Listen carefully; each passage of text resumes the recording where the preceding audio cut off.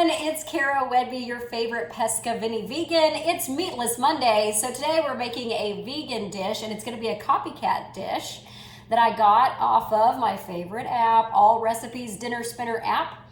It is a Copycat recipe of the Outback onion soup. Yummy. So we're going to make this vegan, so that'll be fun. I hope you'll stay tuned, and we'll see how it comes out together. I've never made this one before, so it'll be an experiment. So first off, I've got my Instapot here. I'm not going to do it in a regular pot like it says. I'm going to use my Instapot. And I've got it set to saute because there is a thickening agent involved in this recipe with flour and water. And I want to make sure that the stock that we're fixing to put in here is bubbling before we put in that thickening agent so that it thickens properly and doesn't leave a bunch of clumps of flour in there. All right, so first off, it calls for 2 quarts of water and then bouillon cubes, beef bouillon cubes, which obviously we're not using. So that's the equivalent of 2 boxes of already made stock. So this is vegetable broth because we're doing this vegan. So you need 2 32-ounce boxes. Saute is definitely on. Vegetable broth, and we want to bring this to a boil on the saute function of our Instapot.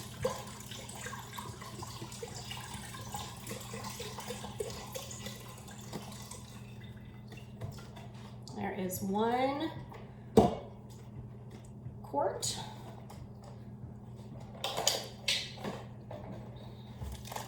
Second quart. Coming up.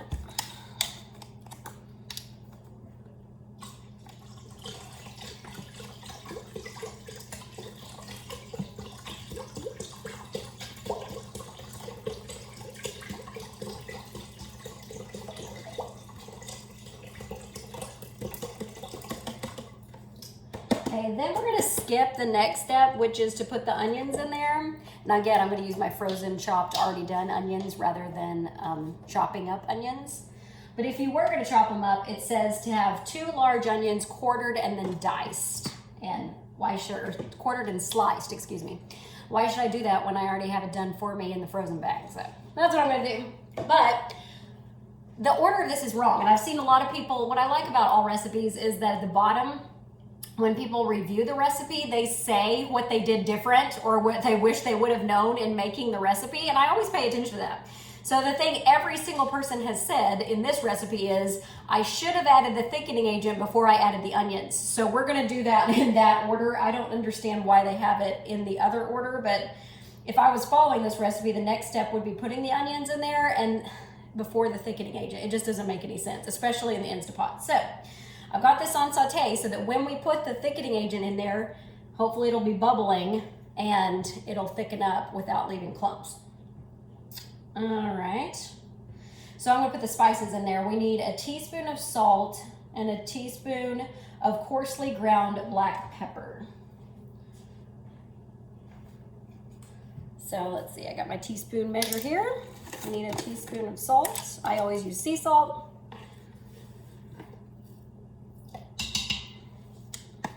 Almost like making gravy, the gluten-free way.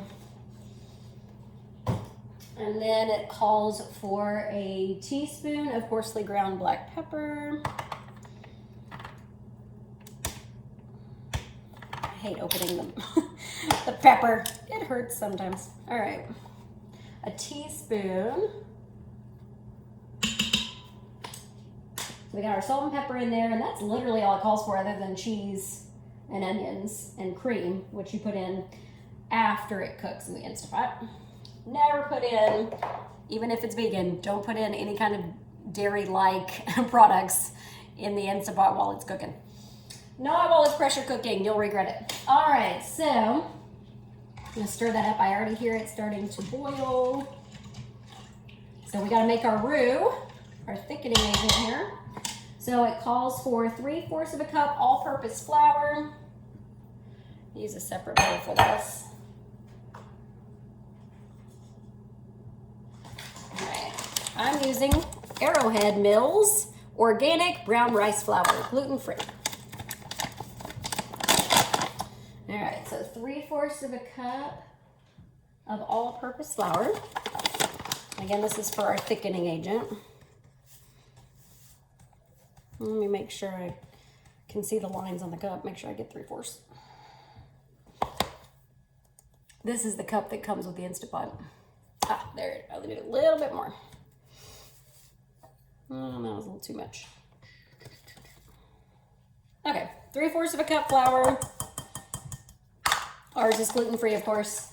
And then it calls for 1/2 of a cup cold water. 1/2 a cup cold water.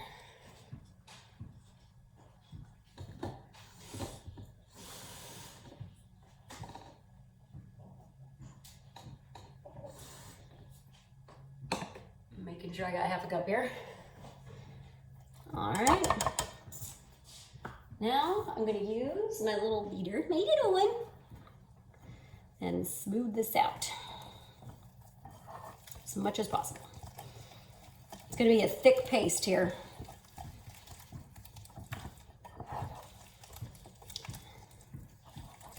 And to get it out of this bowl, I'm gonna need a spatula, so just one second.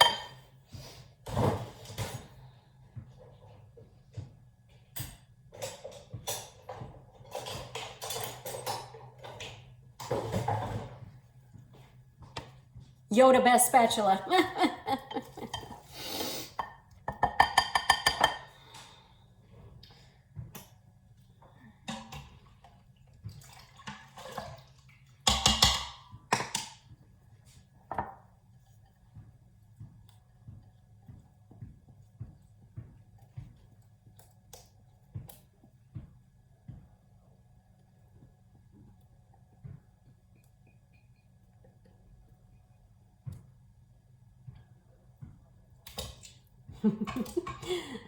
Be careful, it splatters.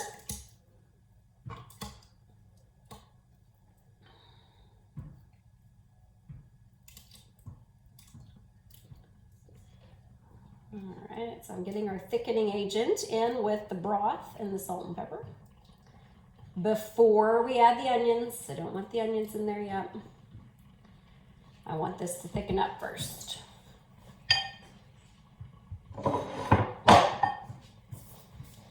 Still use your beater, beat it up in there so that that flour doesn't stick in clumps. You want it to be boiling and you want to use a whisk to get this thing to thicken properly. And this is how I make gluten-free gravy as well. The recipe didn't tell me this, so again, this is just my knowing this stuff and doing it. So hopefully that helps you out. It's my modified version of what it says to do.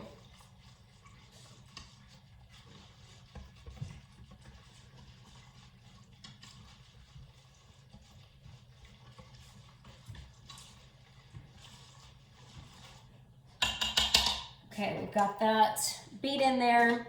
Now I'm going to turn off the saute function. So you click on keep warm. Cancel. There we go. All right. Next ingredients that I skipped are 2 large onions. So we've talked about this.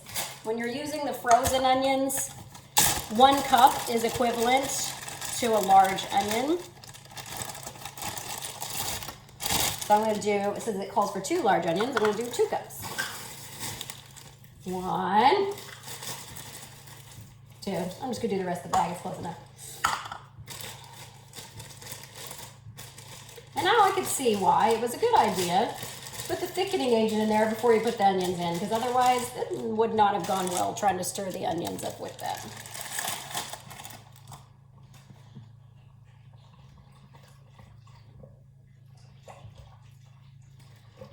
Okay, that is all the ingredients I can put in now. So we're going to put the lid on.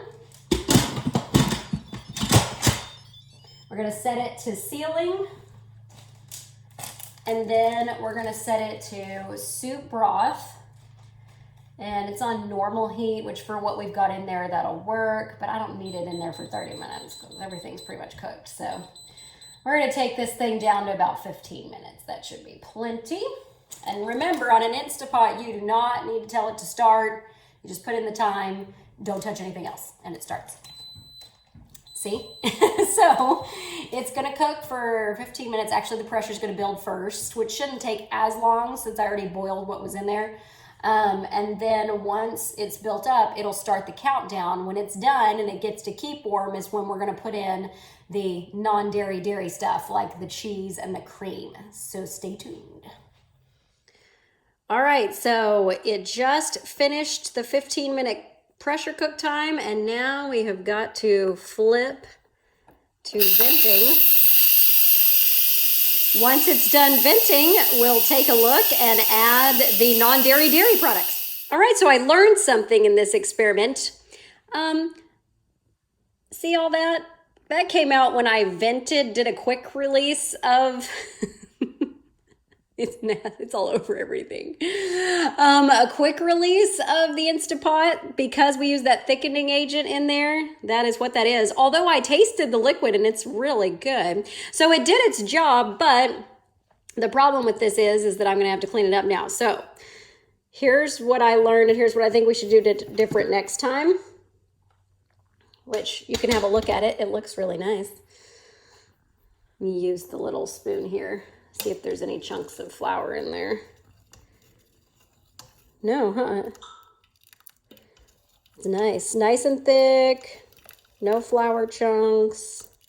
Okay, so next time what I would do, if I was doing this in the Instapot again, and I'll use this just to make sure.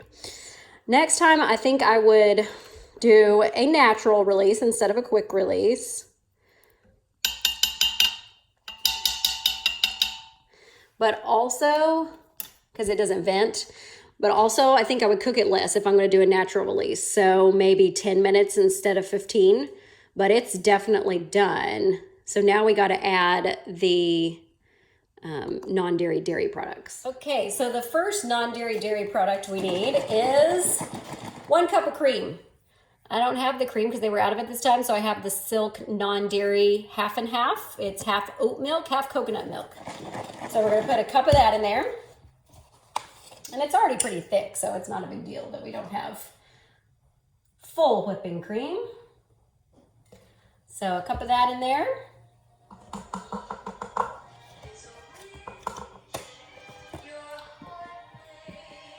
Stir that up. Then it says a cup and a half of Colby Jack cheese. So since this is vegan, we're using Daya, and they have pepper jack style shreds. So that's what we're gonna use for this, for our Colby Jack. So it says a cup and a half.